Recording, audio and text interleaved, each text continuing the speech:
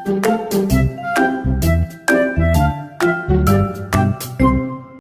hanya minta dihukum seringan-ringannya yang rasional. Yang rasional itu adalah berdasarkan fakta yang ada di persidangan.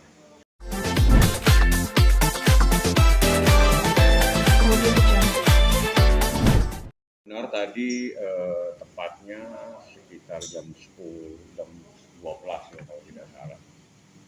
Kita udah ngajukan banding, sebentar saya lihat. Kita jamnya siang ini. Udah saya ajukan banding terhadap putusan Pengadilan Negeri Jakarta Timur yang menghukum Gaga Muhammad 4 tahun 6 bulan. Jadi ada beberapa hal yang sangat prinsip sehingga kami mengajukan banding atas putusan tersebut. Yang paling prinsip itu adalah di mana fakta-fakta persidangan itu dikesampingkan begitu saja. Ya, dikesampingkan sehingga memutusnya itu tidak berdasarkan fakta persidangan tapi berdasarkan asumsi dan berita yang berkembang di media massa. Itu sangat tidak baik di dalam proses penegakan hukum, karena di dalam hukum pidana, hukum acara pidana, di dalam memutus itu harus berdasarkan fakta-fakta yang terungkap di persidangan. Jadi ada beberapa fakta yang begitu saja dikesampingkan atau tidak dijadikan dasar pertimbangan dan mengambil beberapa fakta yang sebetulnya fakta-fakta itu saling bertentangan. Maka kami mengambil sikap kita harus ajukan banding. Karena upaya banding ini adalah yang diberikan oleh KUHP bahwa seorang terpidana ataupun jaksa dalam waktu 7 hari sejak diputus apabila keberatan berhak mengajukan banding atas putusannya. Jadi kami banding. Jadi sesuai dengan kesepakatan tadi saya ke Pengadilan Negeri Jakarta Timur, banding itu hanya menyatakan di dalam akta pernyataan banding. Nah, di dalam banding nanti ada yang namanya memori banding. Memori banding kami akan buat setelah kami menerima salinan putusan. Karena sampai tadi kami belum bisa menerima atau belum mendapatkan salinan putusan dari Pengadilan Negeri Jakarta Timur. Jadi kami akan membuat memori banding. Setelah memori banding ya kami akan serahkan ke pengadilan. Biasanya dari memori banding akan diserahkan ke jaksa. Nanti biar jaksanya yang akan menjawab atau istilahnya itu kontra memori banding seperti itu. Nanti setelah itu berkasnya akan dikirim ke pengadilan tinggi. Biar pengadilan tinggi yang akan mengadili dan menjatuhkan putusan atas perkara pada tingkat banding. Seperti kalau Gaga sih santai-santai aja. Ya saya bilang dia harus ikutin proses ini mau tidak mau, banding ya banding. Kalau nanti seperti apa masih ada upaya hukum. Karena mencari keadilan itu kita tidak boleh lelah. Gitu. Jadi dia juga salah, ya. Dia lalai, iya. Tapi beratnya hukuman ini tidak harus dibebankan kepada Gaga dengan mencoba analisa, mencoba mempertimbangkan bahwa karena begini dia harus dihukum 4 tahun 6 bulan atau sekian tahun. Itu sangat tidak adil buat seseorang, ya. Karena bagi dia kecelakaan ini kan bukan keinginan dia. Ini adalah musibah. Semua orang tidak ingin mengalami kecelakaan. Mungkin Anda pernah lihat ada kecelakaan anak kecil ya ditabrak, setelah itu dibuang ke sungai kalau tidak salah, entah di daerah mana. Itu bagaimana? Itu banyak kejadian. Jadi saya pikir kita mencoba untuk objektif lah melihat sebuah kejadian. Ya, kejadian kecelakaan itu kan bukan hanya yang menimpa Gaga. Ada banyak kejadian, bahkan ini di Balikpapan ya, atau di mana, yang mobil itu nabrak, banyak kejadian. Gitu. Jadi supaya kita mencoba objektif lah melihat masalah. Sangat lucu buat saya ya, yang berhak untuk mempersoalkan itu jaksa, tapi justru yang mempersoalkan itu orang lain. Gitu loh. Jaksa sendiri yang berhak, yang berwenang itu tidak pernah bertanya mengenai bukti ini. Aneh kalau tiba-tiba ada orang lain yang bukan jaksa justru tanya-tanya masalah bukti. Anda tanyanya ke jaksa, bukan ke saya. Kalau jaksa bilang ini perkara sudah lengkap, sudah disidangkan, apalagi yang harus dipersoalkan. Jadi maksud saya begini, jadi bisa menempatkan diri itu pada tempatnya. Jadi kalau itu menjadi kewenangan jaksa, tanyanya ke jaksa. Terus kenapa jaksa tidak menjadikan ini menjadi barang bukti? Artinya ini bukan menjadi barang bukti. Kalau jaksa sendiri menganggap tidak ada barang bukti yang hilang, kenapa harus orang lain yang menilai? Gitu loh ya. Kalau orang kecelakaan terus nggak bisa kemana-mana, wong Anda bisa lihat dia bisa ke satu tempat. Anda yang tahu. Apakah terus menyalahkan orang lain? Coba logikanya harus ada di mana. Jadi berlogika itu penting supaya kita tidak tersesat cara berpikirnya.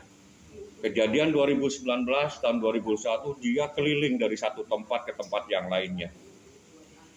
Siapa yang harus disalahkan? Yang harus disalahkan orang yang memberikan izin dalam keadaan seseorang sakit kok. Harus dibawa ke sana kemari. Tapi maksudnya ada sautan. Meninggal itu nggak ada kaitannya. Kejadian 2019 meninggal 2021. Logikanya di mana? Jadi hidup itu juga harus pakai logika. Jadi kalau kejadian 2019 pada saat itu juga ditabrak terus meninggal, itu mungkin ya penyebabnya adalah terdakwa atau gagal. Tapi kalau meninggalnya 2 tahun kemudian, apa relevansinya kecelakaan itu sama meninggalnya seseorang yang nggak ada hubungannya? Tapi katanya secara tegas, dia minum tapi tidak mabuk karena dia sempat berhenti, sempat makan semuanya. Itu sudah terungkap di persidangan. Kalau lalai, iya lalai dari awal saya katakan, Gaga kau lalai kau pasti akan dihukum. Itu dari awal sudah saya katakan. Yang jadi persoalan itu bukan di sana. Yang jadi persoalan mengukur berat hukuman dan ringannya hukuman ini harus sesuai dengan rasionalitas. Harus sesuai dengan rasionya seperti apa. Ini seseorang dihukum 4 tahun 6 bulan ini apa? Gitu. Apa karena begitu besarnya berita yang ada di media massa sehingga menghukum itu, wah ini karena disorotin. Ini karena ada sorotan proses hukum ini. Kalau ini yang dijadikan dasar, rusak sistem hukum nanti. Proses hukum, proses seseorang mencari keadilan akan kacau. Kalau menghukum seseorang berdasarkan opini yang berkembang ataupun adanya berita yang ada di media massa, itu nggak baik seperti itu. Karena dari awal bahwa kasus ini disorotin betul, karena itu adalah untuk mengawal. Tapi kalau menghukum seseorang berat karena ada persoalan-persoalan seperti itu sangat tidak baik. Saya hanya minta dihukum seringan-ringan yang rasional. Yang rasional itu adalah berdasarkan fakta yang ada di persidangan.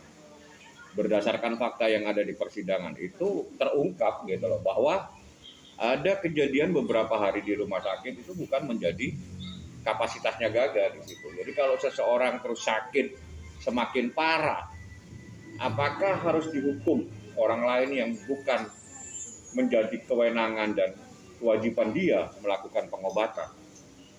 Gaga bukan seorang dokter, dia juga bukan mengerti tentang dunia kedokteran.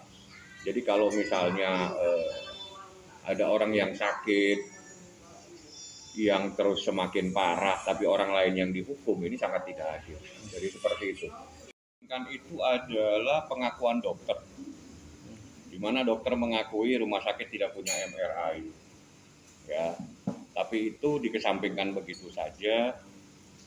Justru yang paling sangat perlu diluruskan ya, bahwa seorang terdakwa itu sebetulnya mempunyai hak untuk mengajukan pembelaan, mempunyai hak untuk membela diri. Jadi tidak pada tempatnya apabila seorang majelis atau majelis hakim itu menjadikan hak seorang terdakwa melakukan pembelaan sebagai alasan yang memberatkan. Itu baru kali ini saya tahu. Jadi di dalam KUHP ada yang namanya hak-hak yang diberikan, yaitu hak untuk membela diri. Itu diberikan oleh KUHP kepada terdakwa. Jadi terdakwa boleh untuk membela diri. Nah justru di mana terdakwa membela diri justru dijadikan alasan untuk menghukum berat. Nah, ini sangat baru kali ini ada seperti ini. Biasanya orang menghukum itu dijadikan alasan menghukum berat itu mungkin karena dia berbelit-belit atau bagaimana. Tapi kalau orang membela diri itu harusnya diapresiasi seseorang membela diri. Kalau tidak sependapat silakan, tapi kalau dijadikan alasan bahwa alasan untuk memberatkan hukuman karena ada seseorang membela diri, wah ini akan proses hukum acara ini akan kacau balau nantinya. Tidak ada satupun terdakwa akan berani membela diri. Akhirnya orang sidang ya suka-sukalah, putus-putus saja sesukamu lah. Kan akhirnya seperti itu. Dan ini akan merusak sistem hukum. Jadi terdakwa itu mempunyai hak membela diri. Tolong hargain. Jangan dijadikan dasar untuk menghukum, memberatkan. Karena seseorang membela diri, dia menyatakan fakta-fakta di persidangan seperti ini. Majelis kan tidak tahu apa yang terjadi di dalam kecelakaan. Seorang terdakwa menjelaskan, itu karena dia membela diri. Dia tidak mengakui. Gitu. Jadi itu tidak bisa dijadikan dasar untuk memberatkan. Jadi kalau orang membela diri itu hak sebetulnya yang diberikan oleh undang-undang. Jadi ada beberapa poin. Ya salah satunya ya terkait dengan fakta-fakta persidangan. Yang kedua ada beberapa bukti-bukti yang dari awal kami sampaikan bahwa itu bukti tidak sah, tapi tetap dijadikan dasar untuk dijadikan dasar untuk menghukum. Kami akan persoalkan kembali.